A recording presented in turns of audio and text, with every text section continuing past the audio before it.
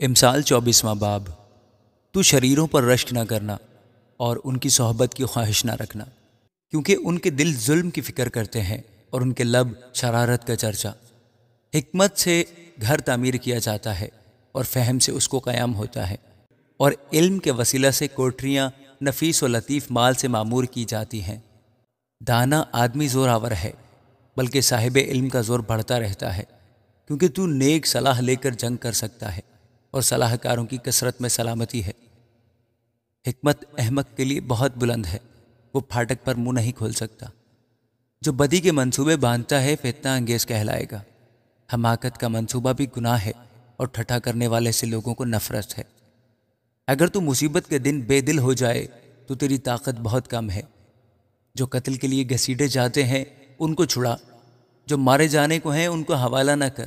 اگر تو کہے دیکھو ہم کو یہ معلوم نہ تھا، تو کیا دلوں کو جانچنے والا یہ نہیں سمجھتا؟ اور کیا تیری جان کا نگہبان یہ نہیں جانتا؟ اور کیا وہ ہر شخص کو اس کے کام کے مطابق اجر نہ دے گا؟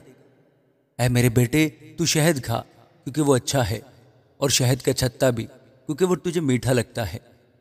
حکمت بھی تیری جان کے لیے ایسی ہی ہوگی، اگر وہ تجھے مل جائے تو تیرے لیے اجر ہوگا اور تیری آس نہیں ٹوٹے گی۔ اے شریر، تو صادق کے گھر کی گھات میں نہ بیٹھنا، اس کی آرامگاہ کو غارت نہ کرنا، کیونکہ صادق 7 بار گرتا ہے اور پھر اٹھ کھڑا ہوتا ہے، لیکن شریر بلا میں گر کر پڑا ہی رہتا ہے۔ جب تیرا دشمن گر پڑے تو خوشی نہ کرنا، اور جب وہ پچھاڑ کھائے تو دل شاد نہ ہونا۔ وہ بادہ خداوند اسے دیکھ کر ناراض ہو اور اپنا قہر اس پر سے اٹھا لے۔ تو بد کرداروں کے سبب سے بیزار نہ ہو، شریروں پر رشک نہ کر، کیونکہ بد کردار کے لیے کچھ اجر نہیں، شریروں کا چراغ بجھا دیا جائے گا۔ اے میرے بیٹے، خداوند سے اور بادشاہ سے ڈر، اور مفسدوں کے ساتھ صحبت نہ رکھ، کیونکہ ان پر ناگہان آفت آئے گی، اور ان دونوں کی طرف سے آنے والی ہلاکت کو کون جانتا ہے؟ یہ بھی داناؤں کے اقوال ہیں، عدالت میں طرفداری کرنا اچھا نہیں۔ جو شریر سے کہتا ہے تو صادق ہے، لوگ اس پر لعنت کریں گے اور امتیں اس سے نفرت رکھیں گی، لیکن جو ان کو ڈانٹنے میں خوش ہوں گے اور ان کو بڑی برکت ملے گی۔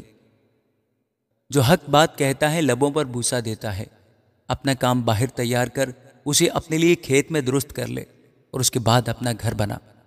بے سبب اپنے ہمسائے کے خلاف گواہی نہ دینا اور اپنے لبوں سے فریب نہ دینا۔